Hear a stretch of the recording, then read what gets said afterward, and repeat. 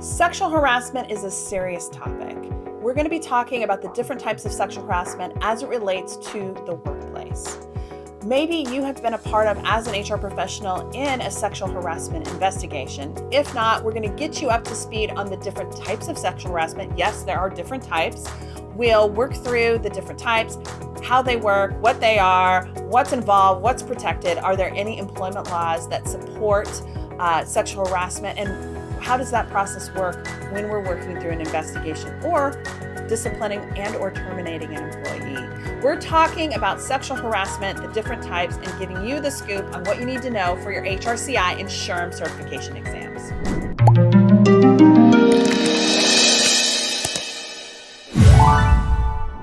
Hey there, it's Jessica Miller-Merrill. I'm the founder of Workology and the creator of the ACE, the HR certification exam course. I'm here and I help HR pros up-level, upskill, and ultimately ace their HR certification. I am all about personal development for HR leaders. Today, we're talking about a serious topic, and it is sexual harassment. There are two different types of sexual harassment, so we're going to dive into those and what you need to know, not just about sexual harassment, because it's an important topic to be familiar with, but as it relates to your HR certification exams. Whether you're SHRM or HRCI, this information is part of the body of knowledge, things you need to know that are going to be on the exam.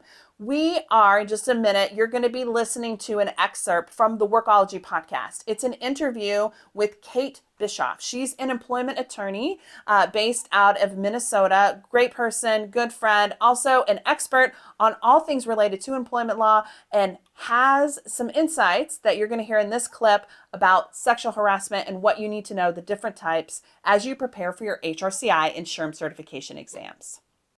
Can you first talk about what is defined as sexual harassment and what kinds of conversation or comments it might or might not include? Well, sexual harassment is any conduct or comments of a sexual nature that can create a hostile work environment, or there's the quid pro quo kind of harassment. You do this sexual act for me, you get a raise or you get a promotion. More kind of the allegations surrounding Roger Ailes and Gretchen Carlson. So those may or seem to appear to be more allegedly like the quid pro quo, but the comments that nominee Trump has been making are those comments that, really do bristle and make it women uncomfortable to be at work, and that could be creating that hostile work environment that affects the term or condition of employment, because now people are less likely to be productive, they're less likely to contribute and be effective and happy members of their workforce. So when there's these kinds of comments, and I would say that the comments on the Access Hollywood tape probably do rise to the level of creating a hostile work environment. Courts have a struggle a little bit about what those comments, whether or not they really do rise to that level. But certainly if there was a woman who worked for a company where a leader made a comment like this, it certainly could rise, or that she could have a colorable claim if she wanted to bring forth a harassment at work. Well, the first thing employers and leaders need to do is make sure that they say and are open to every walk of life, women, minorities, everyone. And what they need to do is they need to try to build inclusive communities of people in their workplaces that prohibit and actively prevent these kinds of comments from occurring in the workplace. That includes things like having a really good policy that's accessible and not full of complicated legalese. They welcome complaints from employees, whether it's about comments like this or concerns about how to be a better employer or even how to improve processes, things like that. And when you create these kinds of open communication and you welcome and encourage employees to bring forth their concerns, you're going to have a workplace where if something like this happens, you learn about it. So starting with that policy, then spending some time training managers about what the policy means, how it works, and then reinforcing that with employees and managers periodically after you've gone through the big training. If you're in California, it requires 2 years of training for managers that is updated periodically going forward. And so kind of setting the tone of inclusiveness and open communication can really limit and mitigate some of these comments going forward. Sexual harassment occurs not just to women, but also to men. That's something that I think continues to surprise not just people in the HR profession, but leaders in the workplace and employees. In the survey I mentioned at the beginning of the podcast, 79% of respondents reported to having experienced workplace sexual harassment by management and senior management positions, both female and male. Can you talk a little bit more about this? Sure. When a manager is engaging in sexual harassing behavior, whether it's the comments that are severe enough or, God forbid, touching or other kinds of unwanted conduct, the employer is immediately liable because a manager is an employer for most purposes. You know, if a manager can sign a contract, can act on behalf of the employer, can make hiring decisions, the manager is the company.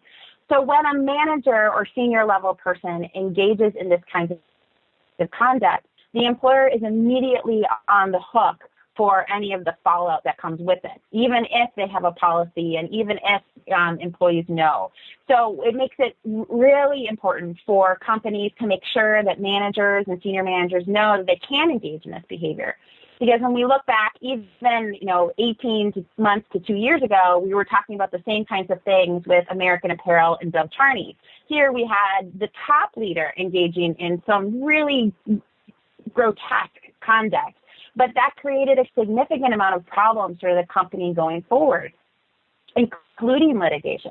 So companies need to understand that managers are your first level for both preventing this kind of behavior, but they also can, if they engage in behavior, cause so many more problems. So it becomes really important for organizations to understand that and then take action with that level of employees. What about when it comes from the top? So let's say, and I've heard stories like this, a work retreat or the workplace Christmas party, and it is your CEO who's doing this sexual harassing. As an employee or an HR leader, what are your options? Well, usually in most organizations, somebody always reports to somebody. And if that somebody doesn't report to somebody, it's time to go outside the organization. When it's the Christmas party and it's the CEO is making lewd comments, is there a board of directors that you can go talk to? If there isn't, there are lots of state and federal agencies who are there to help you, one being the EEOC. They will want to help you either recover or help you figure out how to improve that work organization. Yes, they are an enforcement agency. Yes, they strike the fear of God into organizations, but their main job is to make sure that employees are working in workplaces that are free of sexual harassment and other kinds of discrimination and misconduct. So if an employee doesn't feel like they can do anything, and most often when it comes from the top, employees feel they have no choice but either to acquiesce to the conduct or just leave, which Donald Jr. seems to be suggesting. But you don't have to. There are other avenues you can pursue, including with the EEOC or your state anti-discrimination agency. So kind of along those lines, if you're an employee and you're being sexual harassed at work, are you suggesting that they go up the chain, follow the policy, or talk directly to their HR leader? Yes, absolutely. I have not met an HR leader who is not going to want to hear this. I mean, it may cause a bunch more work for them, but an HR person genuinely wants to help employees and make sure that they are working in the best possible work environment. So if you are hearing comments that make you uncomfortable, if you're hearing or experiencing something like sexual harassment, go tell your HR person. They may feel that they can help you and launch an investigation and go through the steps, but they certainly are there to try to make that work environment better. So go talk to them, please. With the rise in social media and technology and Snapchat and Instagram and Periscope and all these different social media tools, I feel like it's easier to capture these moments during happy hour at work or the company Christmas party or wherever on social media. So what advice do you have for maybe HR leaders who are encountering some of this technology? Maybe somebody came to them and said, so-and-so posted this video on Snapchat and something happened in the bathroom, or this employee made these inappropriate comments. How should they conduct an investigation on these kind of things? Well, the first thing that they need to do is if a person comes forward and says, hey, look at the video, you should see this video, or you should have seen the posting, is to ask for them. Can you give me the snap? Can you forward it to me? Can you take a screenshot of the post? Because you need first to make sure that you have it. I often use an example with some Carlson School of Management students about, what happens if you post something bad. Well, the first thing that HR is going to need to have is the actual post, because in some instances it's easy for someone to delete the post, or in the case of Snapchat, it to disappear. So we need to have that first off. And then we need to go through what is our normal investigative process. What do we do in situations like this? If it's a third party and someone who was not the target of the comment or the video or the post who's bringing it to you, do you need to go talk to the person who received it first? Or do you want to go straight to the individual who posted it?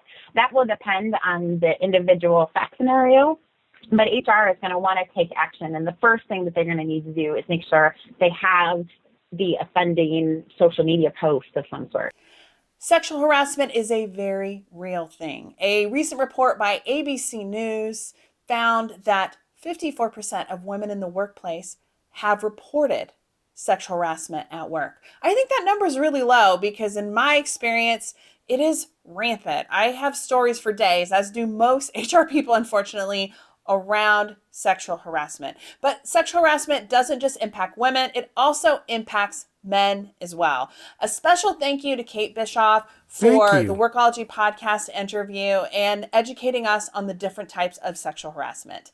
My name is Jessica Miller-Merrill. I'm the founder of Workology and the creator of the ACE the HR exam. Thank you for watching. I hope this video was helpful for you in understanding the different types of sexual harassment.